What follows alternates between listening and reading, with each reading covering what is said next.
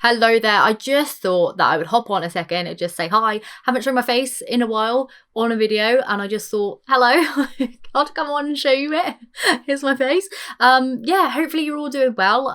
Today's video, I really like it. I've just come on to do like the outro bit and thought I'd just pop in a little bit of hello here, because I did start this video on Sunday. So yeah, hi, hope you're all doing well. Let me know what you've been up to down in the comments. If you've been making anything, you know, yourself. I would really like to know. But yeah, I'm just gonna flash you back to Sunday when I first started this project. Hello everybody, welcome back to my channel. If you're new here, hi, my name is Chelsey. I collect cute things, I make cute things, I sell cute things, I just like cute things. Today's video, I'm going to be making a sculpture just because I want to make it. I don't know if anyone wants to watch this, but hopefully I'm going to bring you along as I make this. Now it is Sunday evening. I don't actually have the clay that I want, which is a little bit annoying. I have a tiny bit left of the clay that I usually use, which is the Fimo Soft, in the colour, well, the number 43, which is like a pale pink colour. It kind of like almost cures like skin colour, but it's my favourite one. The texture of it's so nice, but the only two clays that I can actually find is a little bit left of the Fimo Effect, which is just a pastel pink shade, and then this Fimo Professional one. I think that's okay to mix and mix them before, that's been fine, and then a little bit of the kind of beige one, like I said. So hopefully we can still put this together. I mean, all the shops are shut at the moment because, like I said, it is Sunday, but I think with tinfoil as the base, a bit of wire and that, I think we're good to go, especially for what I want to be making. So yeah, just gonna start by mixing up my clay and we will go from there. So with the tinfoil base, I actually ended up putting some wire in the back tail end of this piece just to kind of reinforce where the tail of the shrimp would be. I then took really small balls of clay, just kind of conditioned them down in my hands so that they warmed up, and I flattened them out just with my hands as well, and then just kind of smoothed that over the kind of tinfoil base, like I said.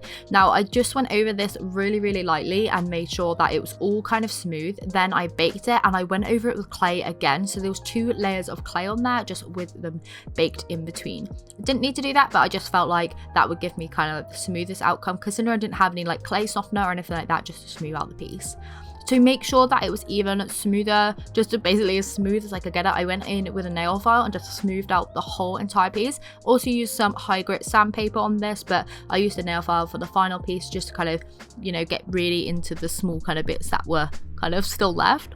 Once I had the base kind of all smoothed out, everything like that, I then went in and added some more clay to the tail. Just went in and really shaped that out, made sure it was nice and smooth as possible. Then I ended up making some little stars and added those as well. I baked it again, like this was the 3rd bake on this piece. I think that all in all there was like 5 bakes throughout the whole piece, but yeah, it worked out fine. It's fine. With polymer clay, I think so long as you keep the temperature right, then how long you bake it doesn't really affect it too much. I don't really like to over bake if I can avoid it, but sometimes it's necessary just to give a couple little firings in there, and I've never found it to like ruin a piece or anything, but yeah, just err on the side of caution if you're going to be doing so. I added some glass eyes as well as some like little supports around it, just making this like cute little eye like droopiness. I thought it was so cute. Then I made another little star, put that into my baking tray as like kind of a base. Then I pressed the whole kind of shrimp into that. Obviously the shrimp was already kind of baked, so this went in really easily and just indented into the star, like leveled out, and yeah, I thought that was really nice. I turned some of the little stars that I made on the previous bake into like little shooting stars, really easy because obviously the star shape was already baked. So then when I put the shooting star bits on, the stars themselves stayed in the right position.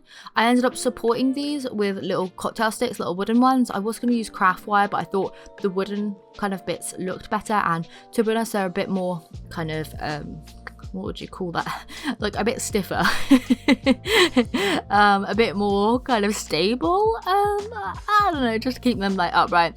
Anyway, once I had all that baked again, I then just like separated all the parts off that I put on, and then I glued them all back into place with a really strong 2-part glue, just so that they weren't gonna go anywhere. Once I had all the pieces back into place, I then went ahead and painted the whole piece. I wish I kind of glued on the pieces after, but I kind of like the final effect with them, you know, being attached. It would have been easier if I like glued them after I painted like the stars and everything like that, but hey, I really like the way it's turned out, and I'm probably going to do this in the same way in the future.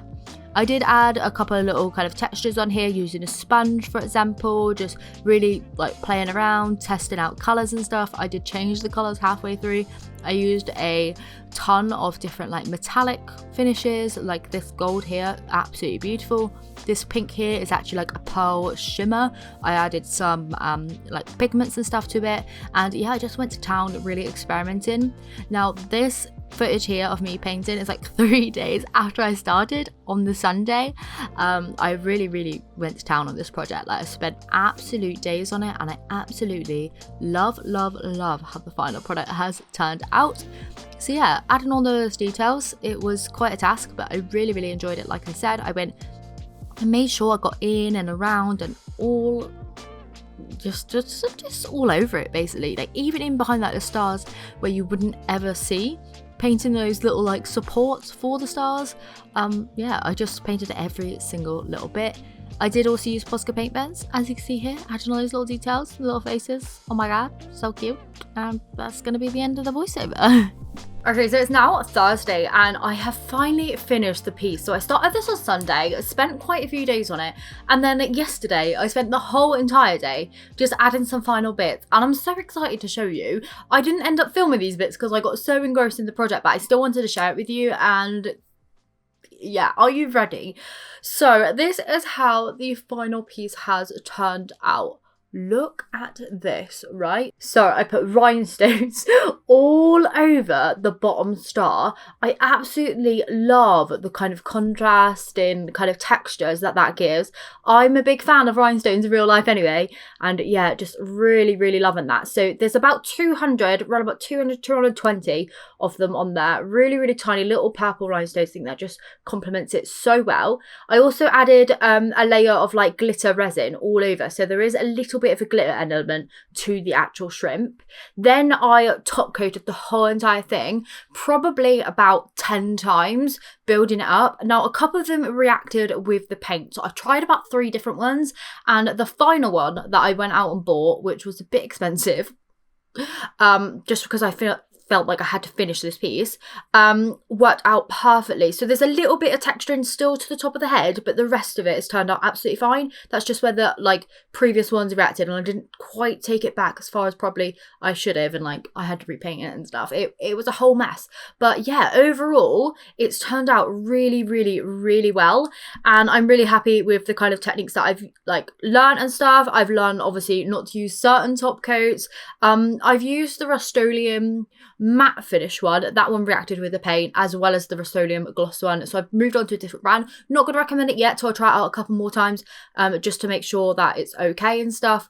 But yeah, very happy with how this whole piece has turned out. I cannot believe it. It's just so cute. So I am going to be making another one of these. I'm going to keep this one for myself.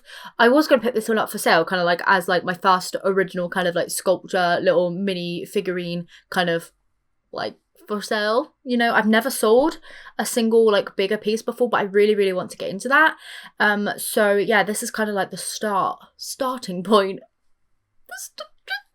I never know what I'm saying on these videos. I should really prepare in advance. But yeah, really happy with how this has turned out. Just loving the rhinestones. I also put like wool felt and stuff on the bottom, so it's really nice and like luxurious feeling, you know.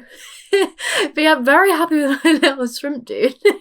But yeah, thanks so much for joining me in today's video. Hopefully you enjoyed like watching me make it like longer steps that I did film, and yeah, hopefully I'll be back making another one of these very soon. I might make the same design again, just slightly different, making like the stars and stuff different colors, like as a one of a kind piece, and then maybe put that on my shop or something if I can nail the top coat. But yeah, very happy, just very happy, really. That's all I gotta say. So yeah, hopefully you enjoyed today's video, and I will see you very soon for another one. Bye.